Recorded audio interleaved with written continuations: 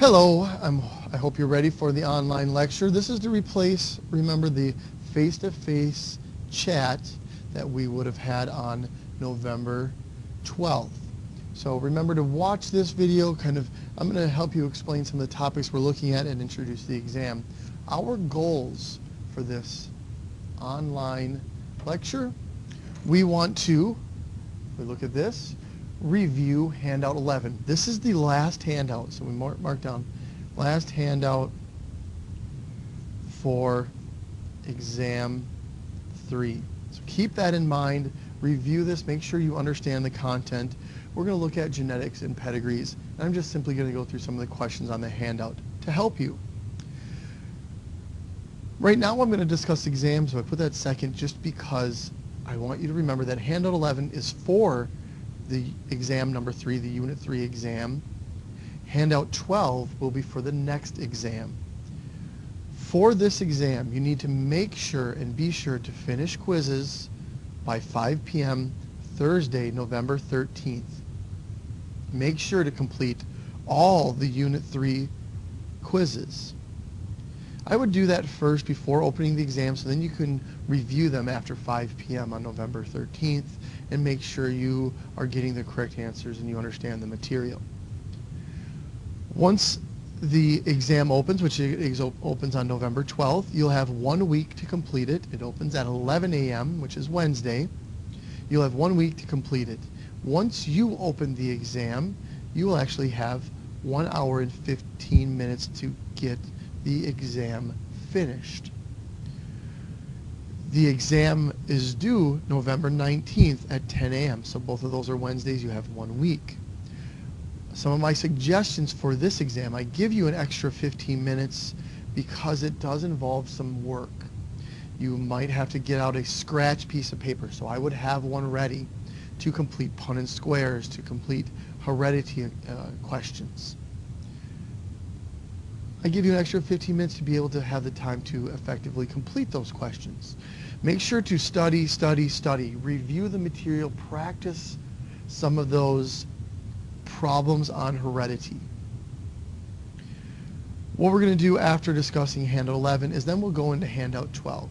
And that's going to discuss our next set of material when we're looking at natural selection and evolution. I'm going to give you an introduction, because you'll have handout 12 will also be due on November 19th. It'll be a little shorter than some. There's just a couple parts to it. So with that, let's start looking at some of our problems from handout 11 and some things that I want to look at. So right here, this is handout 11. It's dealing with genetics and heredity questions. So let's start just looking at question number 1. So remember, last week we looked at the simple Mendelian patterns of genetics, and Mendel was looking at situations where we have one trait, like flower color, with 2 different versions, and they have a true dominant and recessive. The next thing that Mendel looked at was he was simultaneously looking at 2 traits at the same time. That's what we're seeing in this question. We have a parent, and we're looking at the traits for seed shape, and we're looking at the traits for seed color. And this seed is heterozygous for both.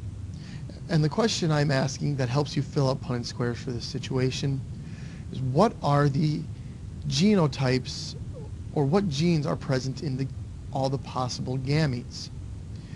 And so what we should know is, during meiosis, this cell that contains these genes would divide, and the resulting gamete should only have 2 total genes, or another way to think about it is half the number of genes in the parent, since during meiosis we divide in 2, divided in half. And so each of these gametes would end up with only 2 of the 4 genes. Well, the parent needs to pass on a gene for the shape of the seed, and it also needs to pass on a gene for color of the seed. So each of these gametes that are ever going to be produced should both have the R as well as the Y. Any R or any Y to represent seed shape and color. So one possible gamete would get capital R, capital Y. Another possible gamete would be capital R, lowercase y. Then we could have another possibility, since I'm representing these as sperm, lowercase r, capital Y, and our final one is lowercase r, lowercase y. And that way, all of the different combinations are present in the gametes. So 1/4 of all of the sperm produced would have capital R, capital Y, and so on and so forth. So the correct answer for this one would be C. Then we went on to look at exceptions to Mendel's rules. And when we talk about exceptions, these are things that don't follow his patterns, that don't follow the patterns he looked at very well. So one example is incomplete dominance. And what we want to know with incomplete dominance is that this is a situation where blending occurs.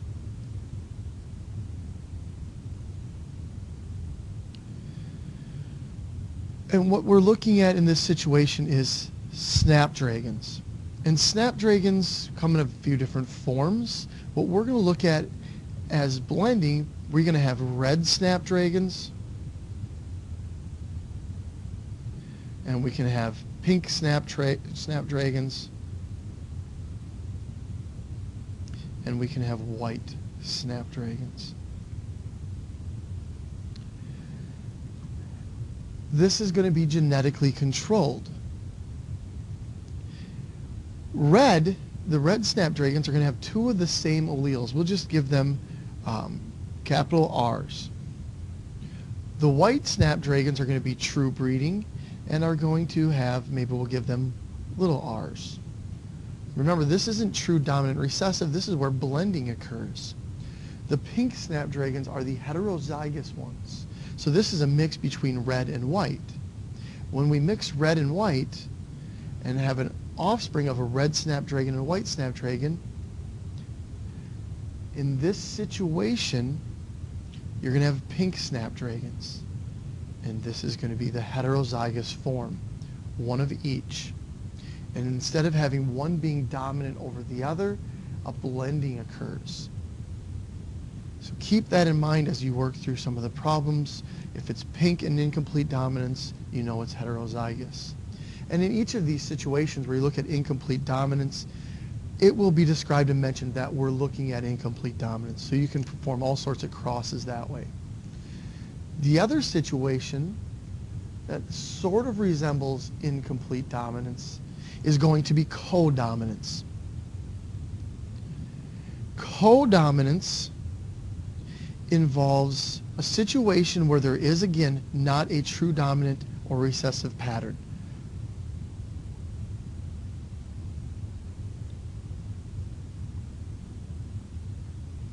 So there's no true dominant or recessive, but they also do not blend. If that snapdragon that we just talked about, those snapdragon flowers, exhibited codominance, instead of being pink, they would have patches of red. So this might be a patch of red, and on another part of the petal it might be white. So it would be patches. So we can think of a flower maybe looking like that. And you'd have patches of red and white on that flower instead of blending. We actually observe this in blood type. And that's what we're looking at here as our example. And the question is asking, what will the phenotype of the offspring produce from a parent that is genotype 2A alleles? So we use this capital I, which stands for immunoglobulin. That's nothing you have to know. But we use this capital I to represent the blood type alleles. And we give them a capital I since it's the dominant version, with an A exponent representing the A version of the allele.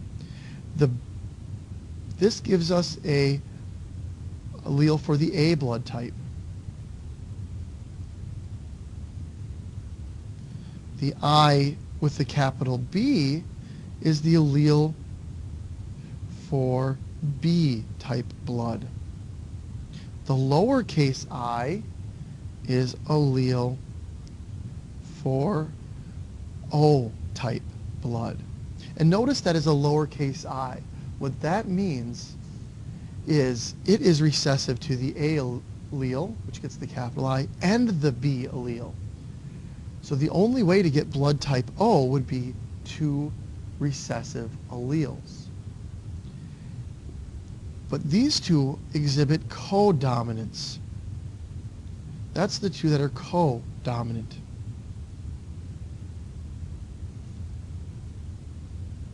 That means when they are together, they do not blend. One is not dominant over the other, but you see patches of both A and B as kind of a way of explaining it. So if we end up crossing a person that is blood type A with a person that is blood type B, what do we get as a result? We get IAIB, IAIB, IAIB, and IAIB. Their blood type, that's what phenotype represents here. The word phenotype is the physical characteristic, and in this case, all of their phenotypes would be blood type AB. They didn't blend. They are both separate and distinct, so the answer would be blood type AB. So hopefully that helps you answer some questions on codominance. The next thing we're going to look at is these X-linked traits. This is another characteristic that we need to be able to describe. So for X-linked traits, these are genes on X chromosome. Keep that in mind. These are genes that are on the X chromosome. So I'm going to go over here and start to draw it out a little bit. So X-linked traits.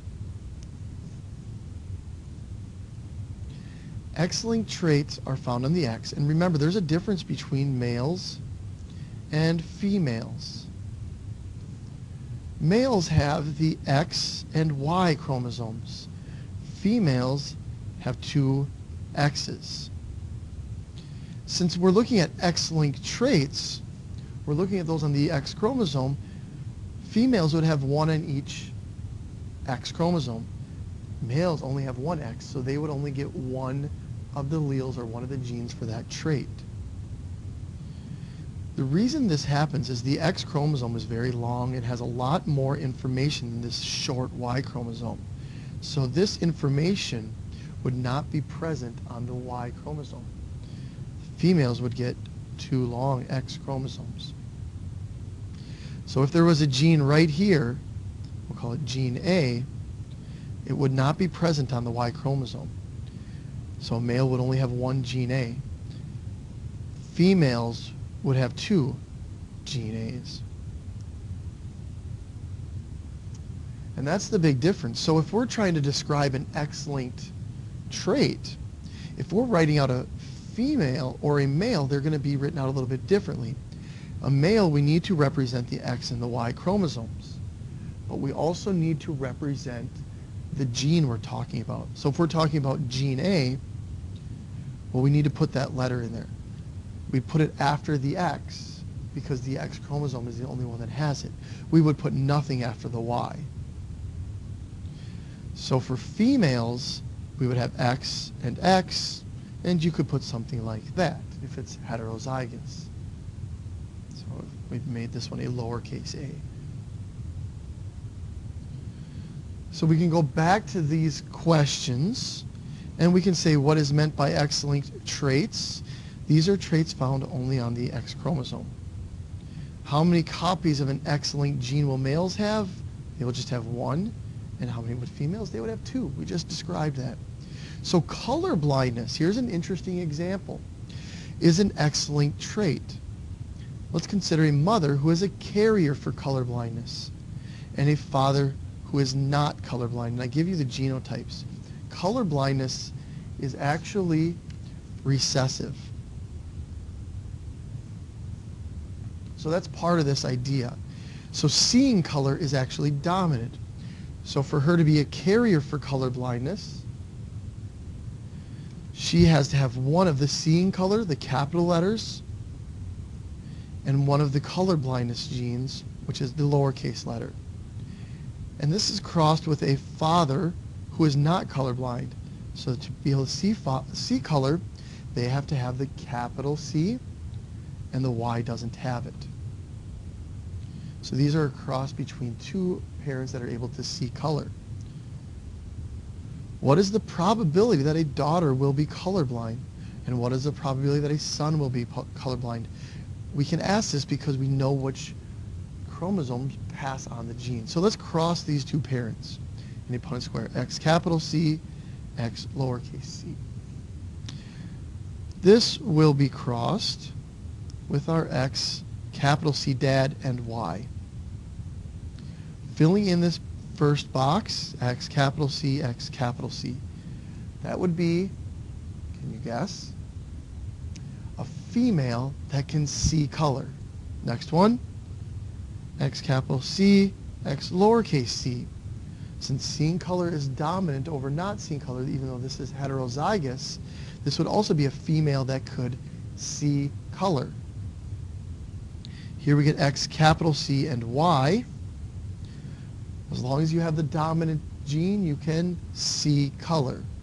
So this individual is a male that can see color. And finally, we get X lowercase c, Y. There is no dominant versions. There is only the recessive. That means this is a male not able to see color. This is the only possible outcome of this cross. And this is kind of can relate to your genetics. I had a grandfather who was colorblind, and he had all boys. And if you do the Punnett square of that situation, none of those boys were colorblind, and that means that gene is lost because they wouldn't carry it. On that Y chromosome, it's not carried. So looking at the probability of a daughter being colorblind, that would be 0%. What is the probability that a son would be colorblind? 50% of sons would be colorblind. Who is it inherited from then? The color blindness for a son is always inherited from mom. So we answered a few of those questions. Hopefully you're doing pretty well. Let's continue on a little bit. We'll skip some of those. I'll let you work through these two problems about snapdragons, curly hair. This is all that incomplete dominant stuff. Then let's look at solving pedigrees. So what we're going to do is look at this pedigree for tune deafness.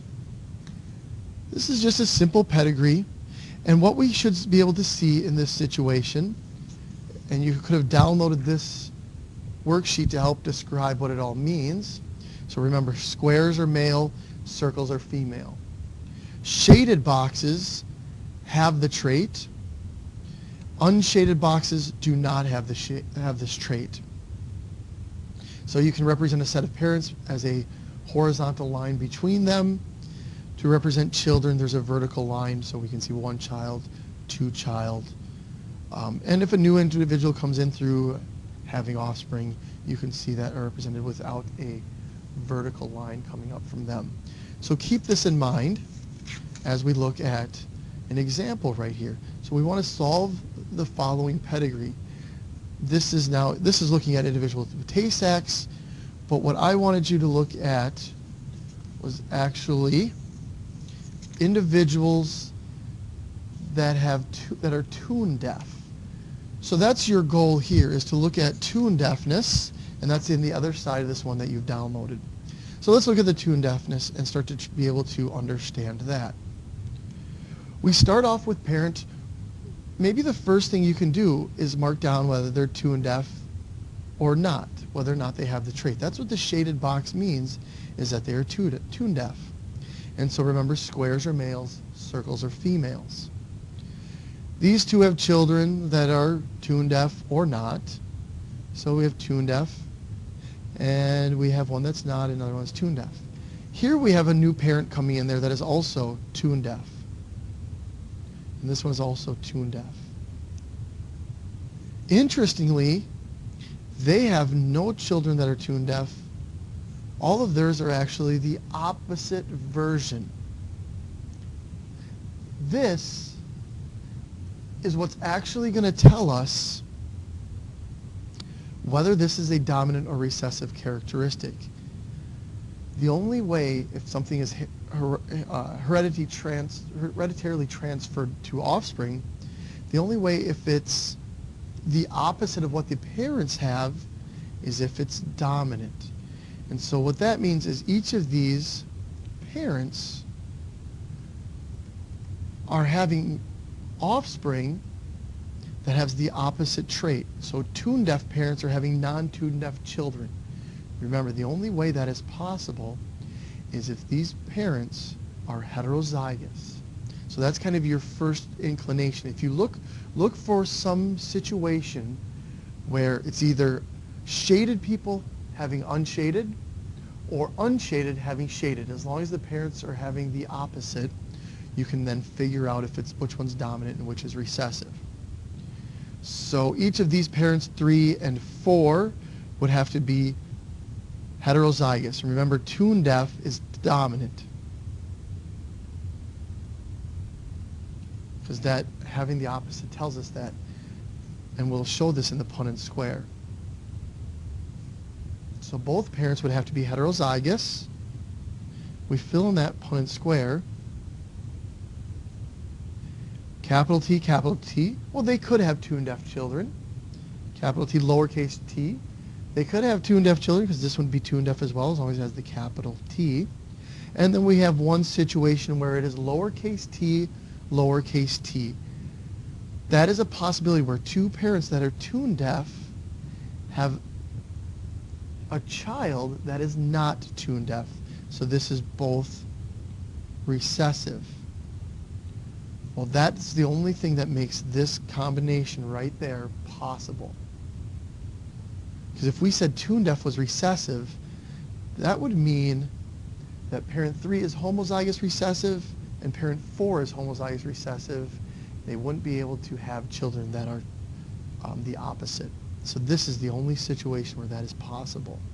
So now, since we know the genotypes of this person, this person, this person, this person, we can now work backwards and start to figure out the genotypes of all the other individuals involved. Sometimes, occasionally, you cannot figure out if a person that is dominant, in this case, tune deaf, is this or this. Some situations you won't be able to figure that out. So just be aware of that. So in those cases, right, they could be this or they could be the other. They could be homozygous dominant or they could be heterozygous. So keep that in mind. So that's your good example. So you should be able to, at this point, go through and look at that tune deaf scenarios and answer what are the genotypes of each of these people, of each of these individuals. So we know individual 3, this is the one we've already described. Individual 2-3, you could just write capital T, lowercase t. Another situation you could look at is, now that we know people's genotype and which one is dominant and which is recessive, we could look at 1 and 2. Well, we know 2 is homozygous recessive because that's the only way to be non-tune deaf. So anybody that's unshaded in this situation is going to be homozygous recessive. Now we have to figure out, is this person going to be homozygous dominant or are they going to be heterozygous? Well, we look at their children. If they were homozygous dominant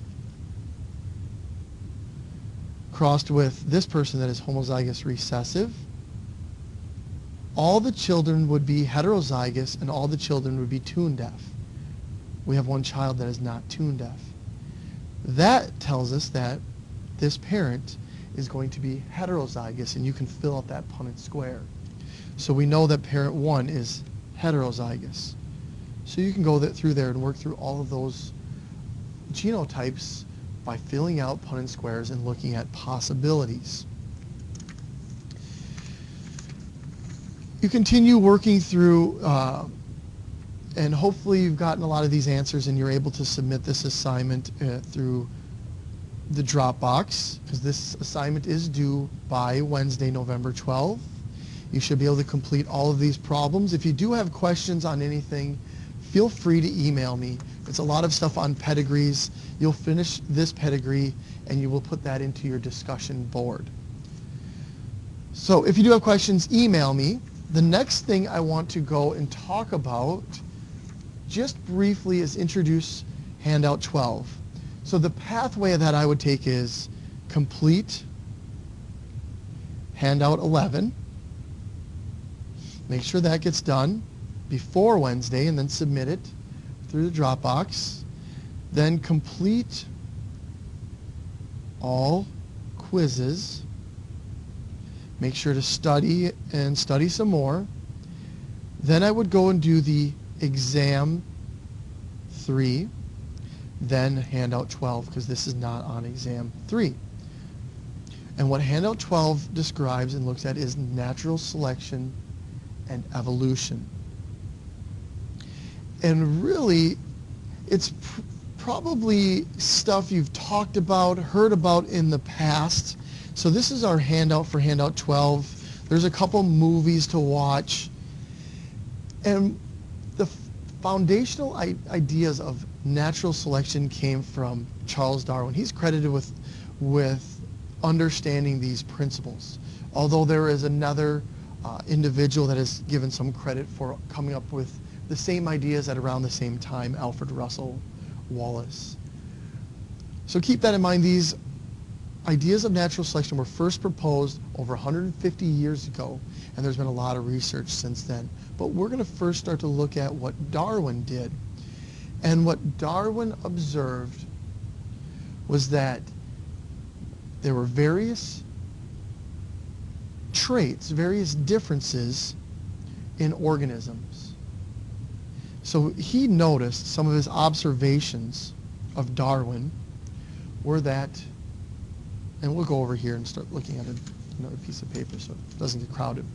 So what Darwin noticed is that organisms have a variety of traits / characteristics. Notice that. He also noticed that populations or organisms have the potential to produce far more organisms than the environment could support. What does this mean? That there's the potential to produce way, way too many offspring. And since these offspring have a variety of characteristics, there's going to be competition for limiting resources like food, water, reproduction even, competition for mates. And what he now hypothesized is that some traits might be favorable. Some traits might be favorable in a given environment. What that means, if one of these offspring has a favorable trait, it would be more likely to survive than the others. And so then he hypothesized is favorable traits accumulate over many generations. So this is the hypothesis. And you can think about this, we'll do the simple scenario, the simple idea that there is a variety of giraffes. This is my drawing of a giraffe. He's ready to eat. He's got a neck. And then there's another giraffe with a slightly longer neck. And then there's another giraffe with, my giraffes are getting worse each time, an even longer neck. Well, if they're getting food from trees,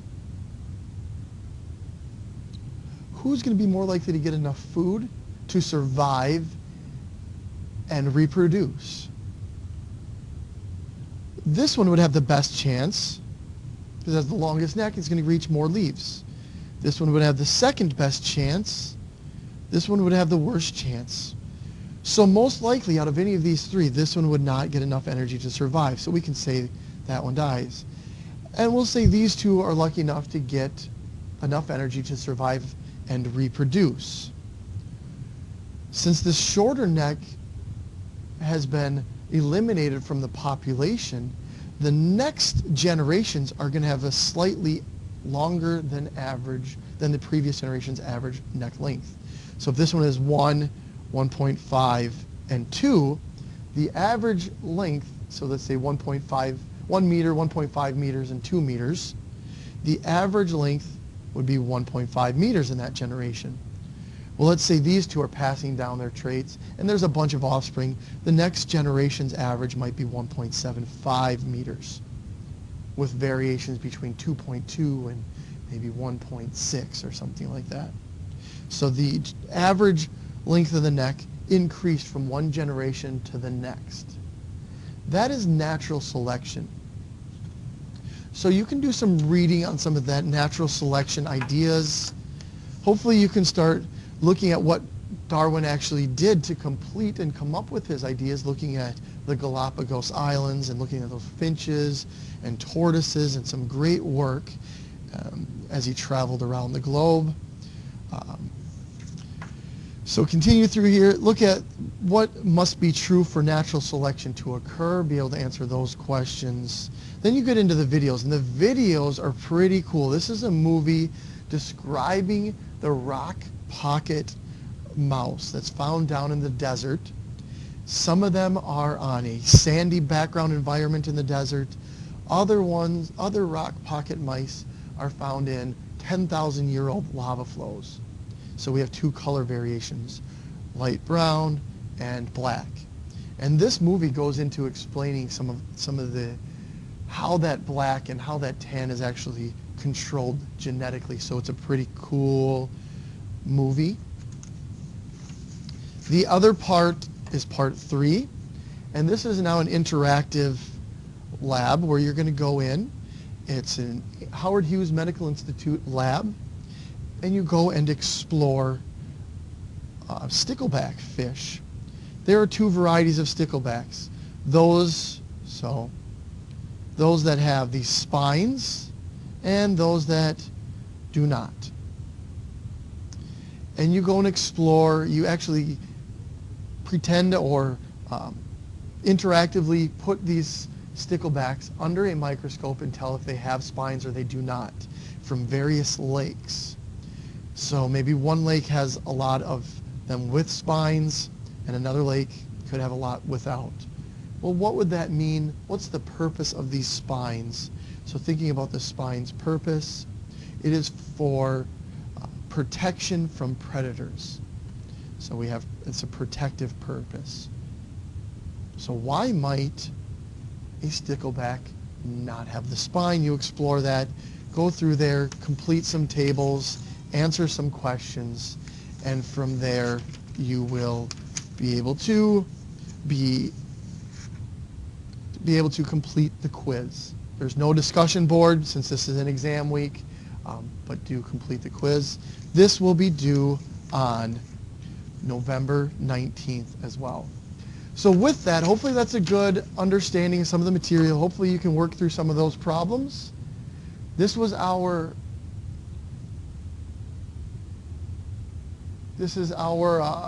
work for the face-to-face meeting. This is stuff to replace it. If you do have questions, feel free to email me. Good luck, and I'll see you on November 19th.